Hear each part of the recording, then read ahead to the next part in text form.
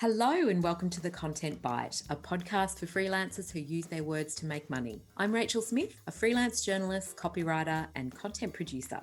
I'm also the founder of Rachel's List, a jobs board and community for Aussie writers and other creatives. Hello, and I'm Lynne Stoney. I'm a journalist and a content writer as well, and Rachel and I are your weekly co-hosts, and every week we're bringing you all kinds of tips, ideas, and some fabulous guests to help you make the most of your freelance business.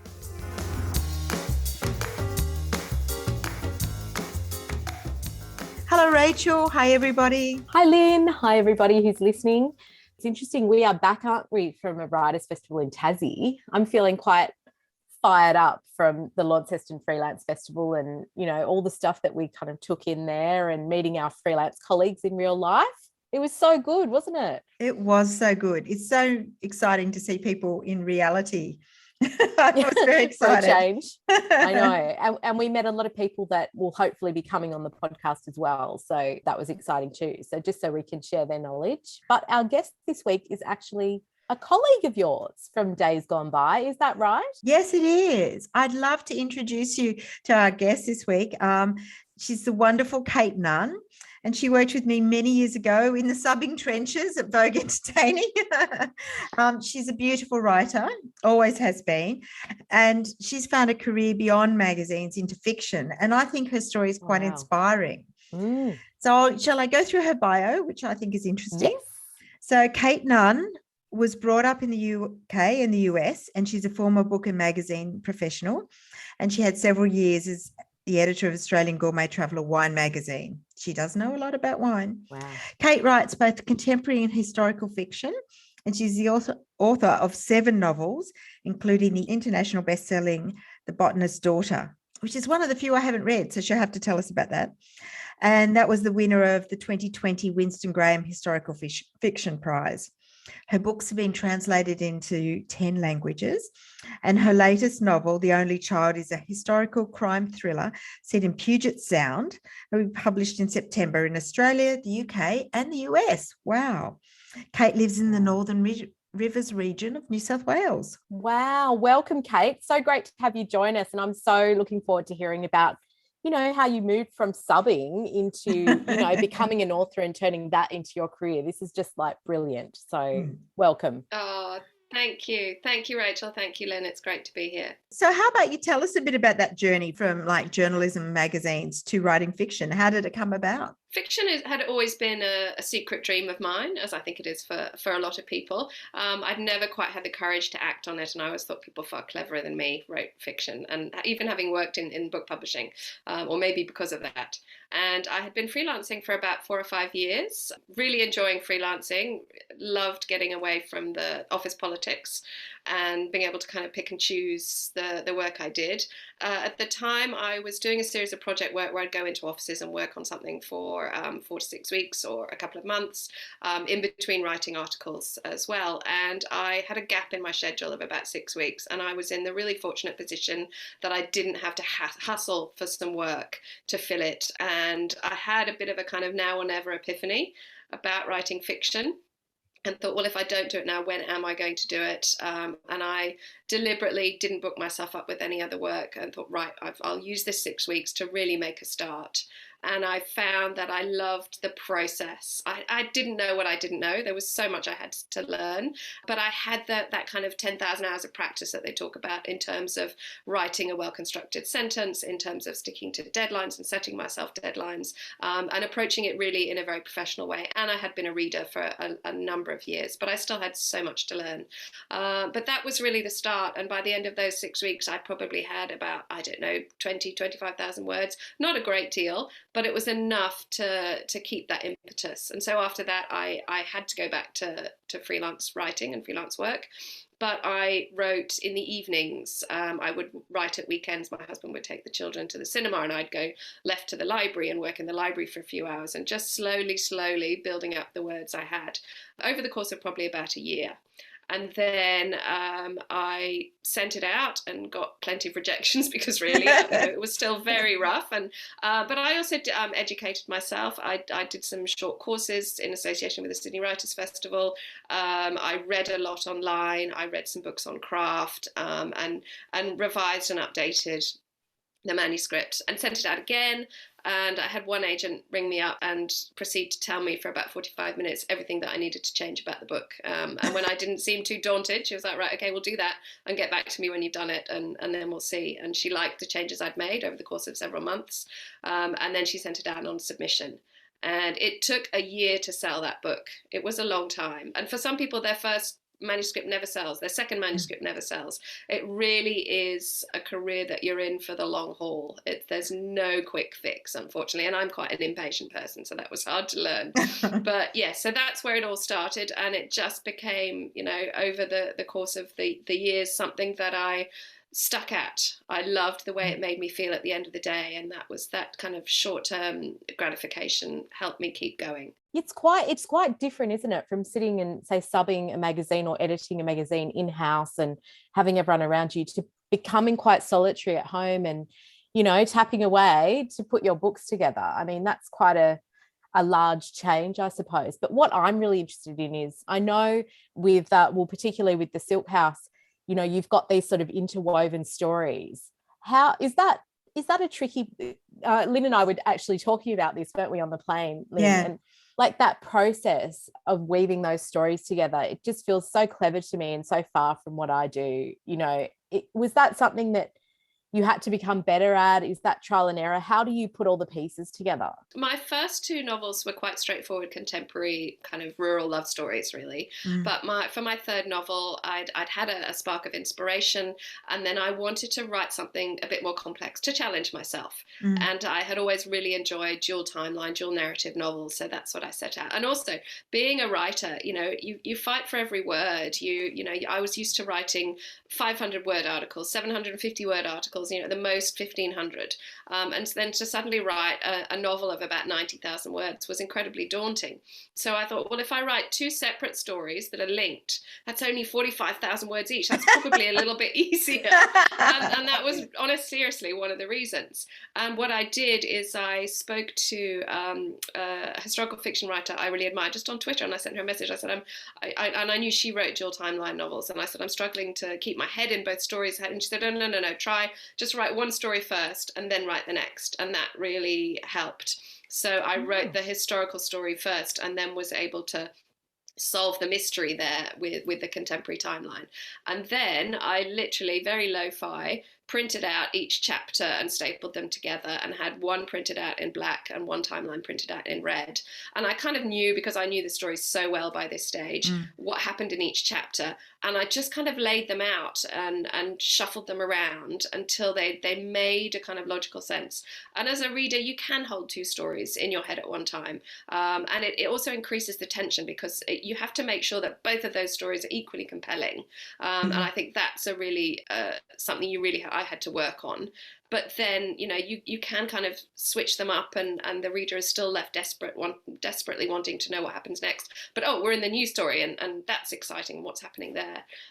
So it actually, each time I've done that, they have fallen into place relatively easily. I've had to do a little bit of finessing and tweaking to make sure you don't give things away in one timeline before they're revealed in the other. And that can do your head in a little bit. But yeah, it's actually not too tricky a process. You'd be surprised. Wow, that is fascinating. It sounds like the kind of process where you would be missing meals because you just couldn't leave.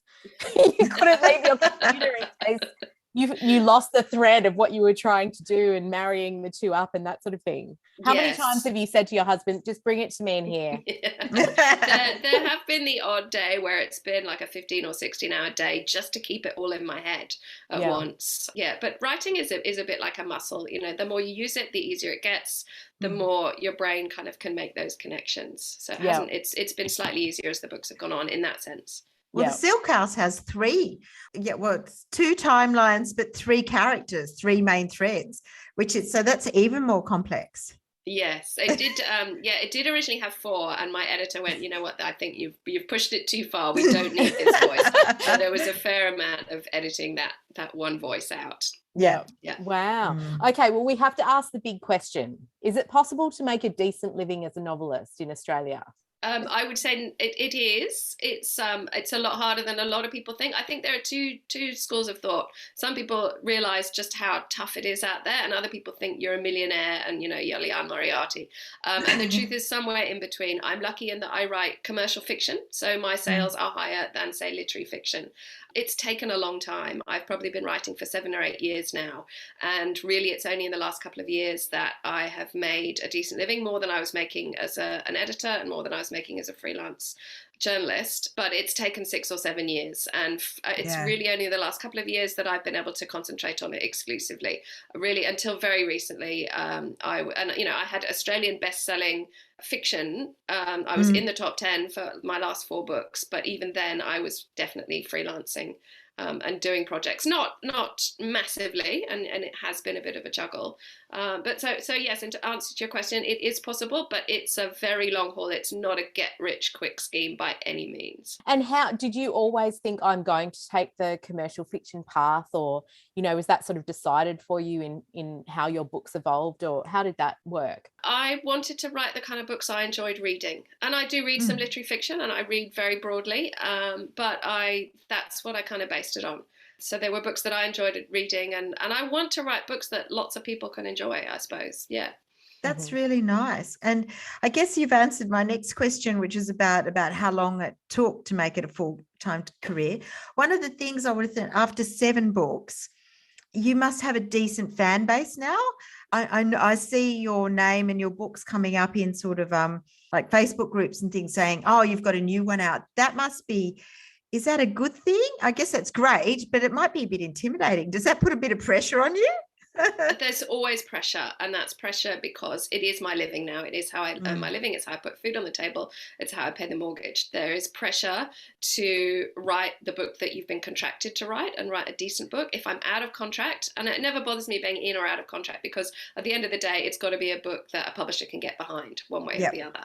So yeah, there's that pressure on myself to always write a better book, but that's half the challenge, and I quite enjoy that. It is nice to have some people who go, yes, I've read all her books, I can't wait for the next one. That's really lovely. It is, it's still quite surprising to me, but it is really nice. Yeah. And I know that you've been sort of in the high levels of the editorial world, but in the book world, I mean, is it preferable for you to have an agent? Have you done those negotiations yourself? I mean, how do you deal with all of that and international rights and all that sort of stuff? I absolutely have had an agent right from the get-go. In fact, my first ever job after I graduated was working in a literary agency as a gopher. And so I knew what they did, and I knew how important they were. You get in front of editors in a very different way than if you're just applying through the slush pile. A lot of publishers are closed to unagented manuscripts. A lot of publishers just maybe have 1 day a month that you can submit. In terms of negotiating contracts, I had no experience of that, and so that has been incredibly useful. In terms of just general hand-holding and talking you through the process, and I knew a bit about book publishing, having worked in it several decades ago, but it still has helped because there's things that I didn't know quite how they worked. It's having an advocate to go into bat for you when your publisher might have produced a cover that you're not entirely happy with, and but also giving you kind of information and pushing on your behalf and being a bit of a buffer. So for all those reasons, I found having an agent absolutely indispensable. To begin with, I had an Australian-based agent, and that has worked for my first few books really, really well, and she was utterly fantastic, and I cannot thank her enough. But for me in my career now, I'm really looking to crack the American market. It's just a much bigger market. And so for my most recent book, I've been represented by a US-based agent who has the contacts there. And it's the first time that we've been able to bring out my books pretty much simultaneously around the world, which is really exciting. Yeah, wow. So I would definitely, and agents will also work with you, particularly new writers. They'll work with you editorially. So they'll help you get the manuscript in the best possible shape before they're ready to submit it to editors. Okay, so they know essentially what's going to sell and have that insight. They have a lot of experience. Yeah. Wow. But you said it's you don't do freelance writing anymore. It's just the novels, which is exciting, isn't it? It is. And you would know what it's like. It's really hard to turn work down at any time. And there've been a few occasions when I've gone, actually, I'm really behind on my book deadline. I can't do this, and I need to just focus on that. But it's a nice position to be in. For me, it's the writing fiction is what really sets me on fire. How have you found the pandemic has sort of treated your sales? Are people reading more, or were they reading more? Certainly to begin with, yes. People were picking up classics. They were picking up books that had been kind of out in the zeitgeist that they hadn't quite got around to reading. They were picking old favourites or new books by favourite authors. It was very hard for first-time authors. And actually, one of my books, The Forgotten Letters of Esther Durrant, came out in the US. It was my first US publication, and it came out the month before or within weeks of the first round of COVID hitting. And it had been stocked in airport bookstores all over the US and just went nowhere, which was, it was really heartbreaking. But you have to kind of play the long game and think, well, okay, it's, onwards, write the next book. So yes, as a debut author in the US, it did hit me really hard. But my book sales generally it hasn't had too bad an effect in Australia and in the UK. I would have thought like historical fiction, with that escapist sort of tone would have done really well. Yes. Yeah. No, it did do pretty well. Yeah. If people knew about you. Oh, right. Yeah. Okay. Because I think with a first-time author, there's a lot of promotional stuff just so people understand you and your work. And at least you having been a relatively established author, particularly here and maybe in the UK, that was probably easy. But obviously for the US, you were new. Yes, exactly. And for a lot of first-time authors, there's a lot of hand selling done by booksellers who press, particular books into people's hands as well. I mean, I was quite lucky. There was quite a good move to online promotion, particularly in Australia. And lots of people would, suddenly panicked. They had nothing to do. And so there were great audiences online. And you could really reach people who might not be able to get to, a bookstore in a capital city to see you. So now it's been quite nice to see that both are happening. You've talked a little bit about how it was harder, to sort of get your head around writing those 90,000 word books. But I'd really like to touch a bit on your writing routine. I mean, is it different? Do you have a routine? Do you write every day? Tell us how that works for you. I try to have a routine, but it's a very flexible routine. I do try and write every day, particularly Monday to Friday. And if I'm falling behind, I write on the weekends as well, and I just kind of sneak away for an hour or two. I try and keep a regular routine. It becomes like a job. It is a job, and the words don't get written if you wait for the muse to show up, as you guys would know, I'm sure. If I get bored, I might take myself to a cafe for an hour or two, and having worked in a busy magazine office, I don't mind a bit of noise around me from time to time, so that doesn't distract me. But mostly I work from home, and it's a kind of 9 to 3 routine, and then maybe an hour or two in the evening. I try and avoid making any appointments during the day so that I'm not running around and then, suddenly before you know it, 3 or 4 hours have been swallowed up. It's not always possible, but a regular routine is definitely works for me. And I'm very goal oriented. So I set myself a daily word count, and I don't let myself get up until I've finished it. So yesterday, for example, I had a little bit of catching up to do as well, and I was still there at 6 o'clock, and everybody's coming in going, what's for dinner? When is dinner? I'm like, nearly finished. Yeah. What about your marketing? Where does that fit into your routine? Or do you do a lot of that or not? At certain points in the year, yes. And I have a policy that I try and deal with any requests as soon as possible, so I'm not feeling like they're mounting up. I'll do any social media and stuff like that in the evening outside of those work hours generally. And answering any questions and replying to Q&As, for example, and stuff like that. Your books involve a lot of research too, particularly the historical ones, obviously. But even I know, having been to the launch of your first one, which was it was set in a vineyard, and you did quite a bit of research about wines and the vineyard, even though obviously you knew a bit, having come from the wine magazine. And I just finished The Silk House, which I did love. Thank you. And there was a lot of information about silk weaving and design historically. So that must be full on to do that sort of research. Do you just do it all and then write, or is it interspersed? I love the research. I'd always loved history, and so finding out obscure facts and how people lived and you know what they ate, all that really nitty gritty, how they went to the bathroom, all those kind of things I'm really fascinated by. And what has happened since The Botanist's Daughter is I might spend 3 or 4 months just solely researching, finding out as much as I can, requesting books from various libraries. There are some rare books dealers that often have a great catalogue of things that might be useful. I sometimes go to the State Library in Sydney and do a few days researching there in their stacks, and just to build up a picture of the era that I'm researching, or for example, for my book about set during the Second World War in Burma, I managed to track down a woman who'd served there, and so I spoke to her over the phone and interviewed her. So a real mix of things, primary and secondary sources, finding diaries. Places like the Imperial War Museum in the UK has these brilliant recorded oral histories, so you can listen to people talking in their own words about their experiences during the Second World War. And these were recorded, you know, kind of 10, 15, 20 years ago, and some of these people aren't around anymore. So they've been an incredibly valuable resource. And then once I think I can picture the first scene in my mind, I kind of kick myself up the bum and say, right, it's time to start writing.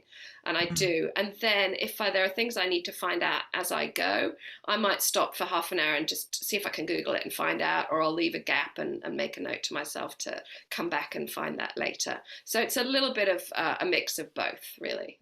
How do you collate all that research just so that you can refer back to it? Do you do it, you know, in a certain way linked to characters, or how does that process work? I just have endless documents of notes and a notebook.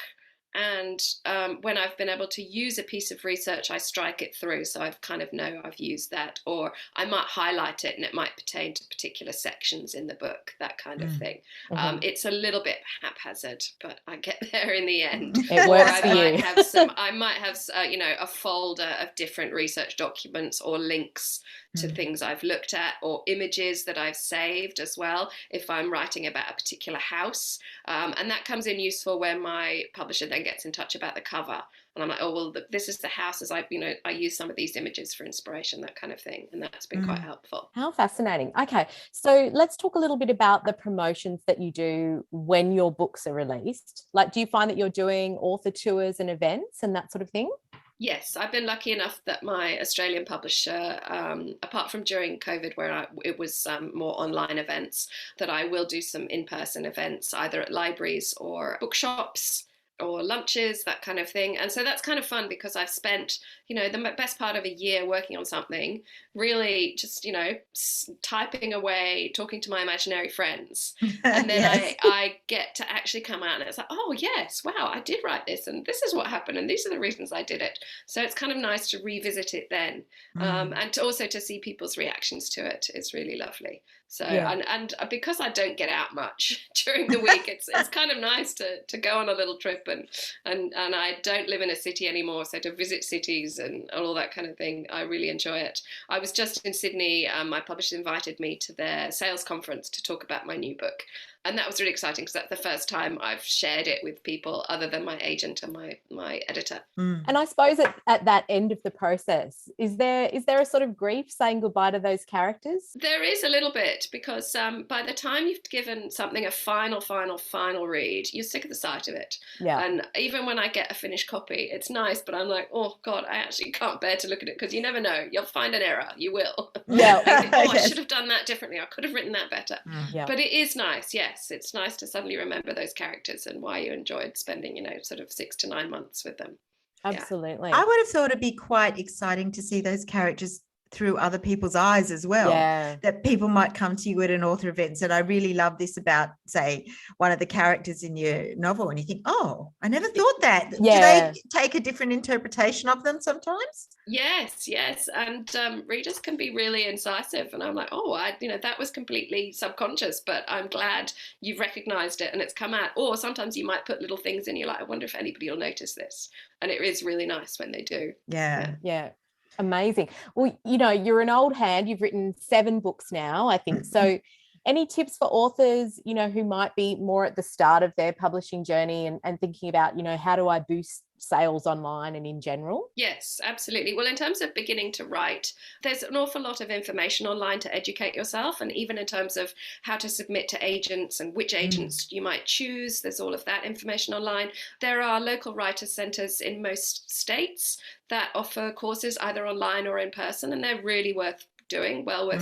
There are also online academies. There's a Faber Academy, there's the Curtis Brown Academy. So there's lots of resources out there for learning how to write. And then in terms of promoting your work, if you're traditionally published, and that's really my only experience, I don't have any self-publishing experience. If you're traditionally published, then your publisher will work with you, with a publicist, to help you, even advice on your social media. I've had social media training as to what's trending, what's working, all that kind of stuff. How to set up a decent website. That's really important. That's kind of your shingle where people might go. How to grow your audience on Facebook. It's about interacting with people and finding where you're comfortable with. I mean, there's a lot of talk about, do you need a big social media following before you become a writer? Will that help you get a book deal? It won't if you write fiction. If you write nonfiction, absolutely. But if you're writing fiction, that's not something that the publisher is necessarily so interested in. It's really about writing the best book, and then just being a decent human, Yes. appreciating that people might like to read your book and might like to hear more about it, and I really enjoy that aspect of the job as well. And I think you were mentioning offline when we were just starting about how important it is to sort of push those pre-orders, because that can bump up you in the rankings. Is that right? Yes, it is, and that's probably something. People often ask me, I really want to support your work. Should I buy an ebook? Should I buy it in hardback or what's the best format? And honestly, any format is fantastic. The income that comes to the author is actually quite similar from all of them when you break it down. But the best thing somebody who loves your work can do for you is to pre-order your book, and then you get it straight away as well. And you can pre-order it through your bookshop or online at Booktopia or Amazon or wherever you like to buy your books.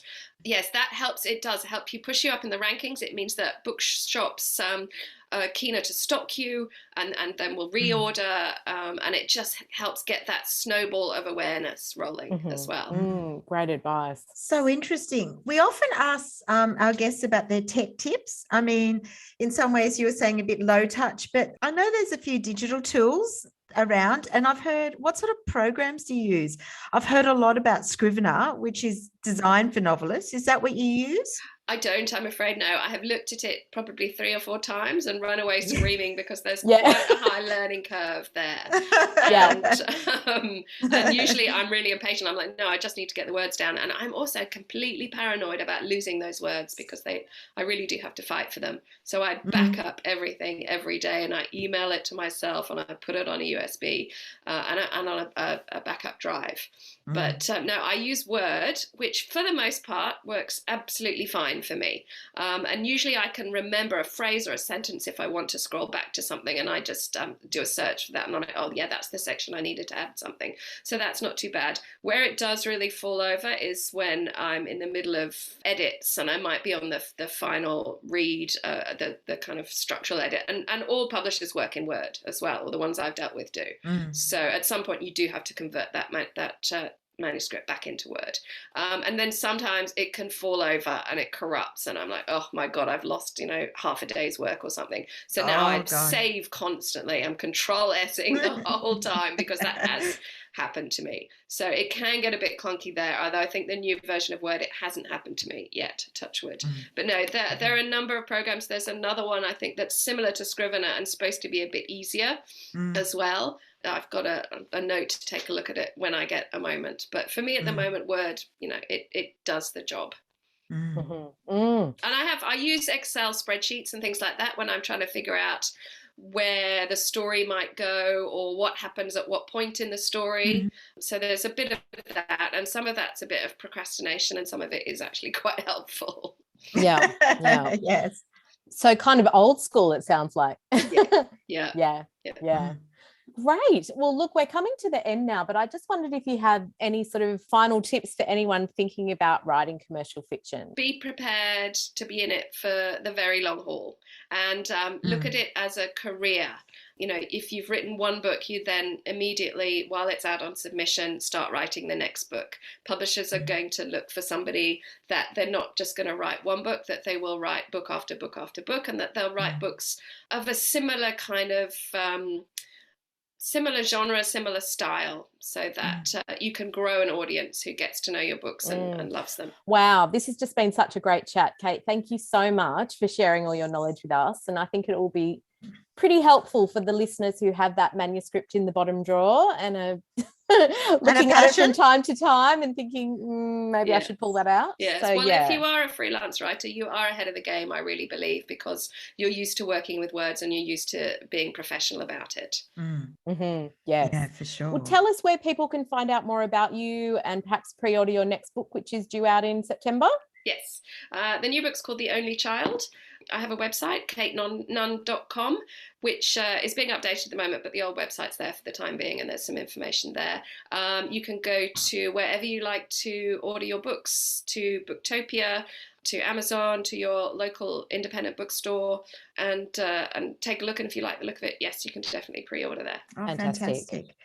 Oh, thank you, Kate, for being our guest. It's so lovely to see you on the Zoom, and you too. Thank you so much. I think this is our listeners are going to love it, and thank you for everyone who's listening and sharing us on social media. So don't forget to leave us a review, and also go ahead and check Kate out, because her books are lovely and they're great. Thank you, Lynn. Great reading. I do love them, and I love the historical nature of it. I learned so much about silk weaving, and I went down that rabbit hole courtesy of your novel. It was fantastic. Thank you. So, thank you both. Yes, we'll pop a bit more information about Kate into the show notes, and we will see you all next week. Well, you'll be hearing us next week. You won't be seeing us.